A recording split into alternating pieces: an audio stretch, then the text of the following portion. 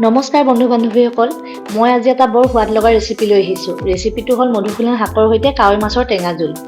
গৰমত টেঙা খাই সকলোৱে নিশ্চয় ভালেই পায় আৰু গৰম বহুত পৰিছে, সেইকাৰণে ভাবিলোঁ মাছৰ টেঙাই বনাওঁ।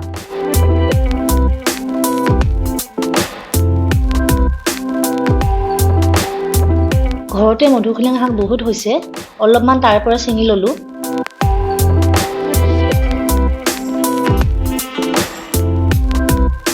আজিৰ ৰেচিপিটোৰ কাৰণে মই লৈছোঁ ইয়াতে 1 কেজি কাৱৈ মাছ। কাৱৈ মাছখিনি মই আগতে বাছি থৈছিলোঁ, এতিয়া ভালকৈ ধুই ল'লোঁ। মধুসোলেং পাতখিনিও মই এতিয়া ভালকৈ ধুই ল'লোঁ।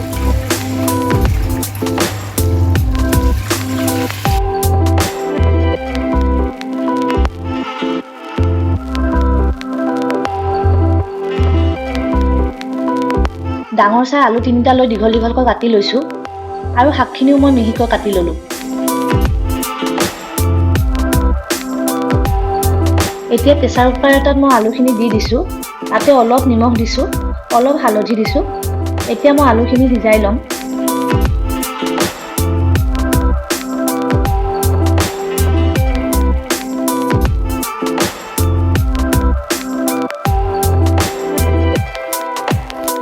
আলুখিনি বইল হোৱা মানে মই মাছখিনিত অলপ নিমখ, অলপ হালধি দি ভালকৈ সানি ল'লোঁ আৰু এখন কেৰাহীত তেল গৰম হ'ব দিছোঁ। তেলখিনি এতিয়া গৰম হৈছে, মই এতিয়া অলপ অলপকৈ মাছখিনি ভাজি ল'ম।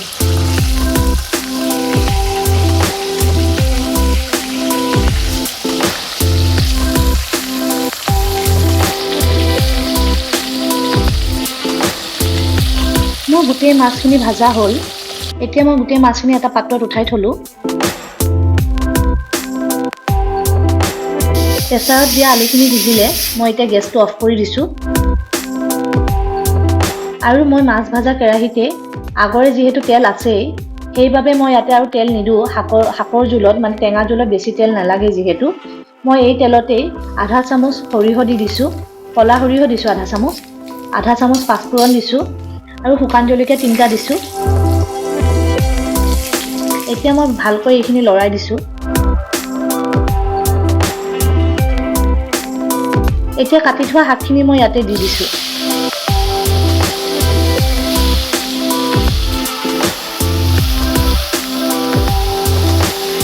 এতিয়া আধা চামুচ নিমখ দিছোঁ, আধা চামুচ হালধি গুড়ি দিছোঁ, আধা চামুচ চেনি দিছোঁ আৰু 3টা কেঁচা জলকীয়া দিছোঁ। গোটেইখিনি এতিয়া মই ভালকৈ লৰাই দিম।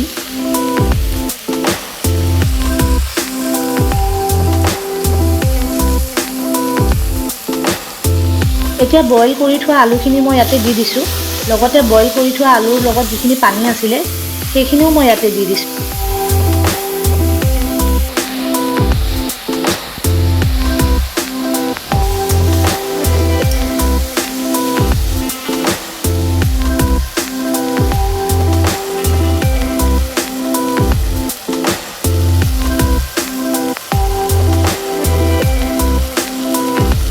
মই এতিয়া গৰম পানী আৰু অলপ দি আলুবোৰ অলপমান ভাঙি দিছোঁ।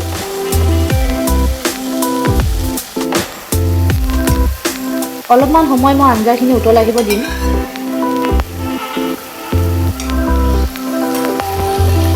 আঞ্জাখিনি এতিয়া উতল এটা আহিছে, মই এতিয়া ভাজি থোৱা মাছখিনি ইয়াতে দি দিছোঁ।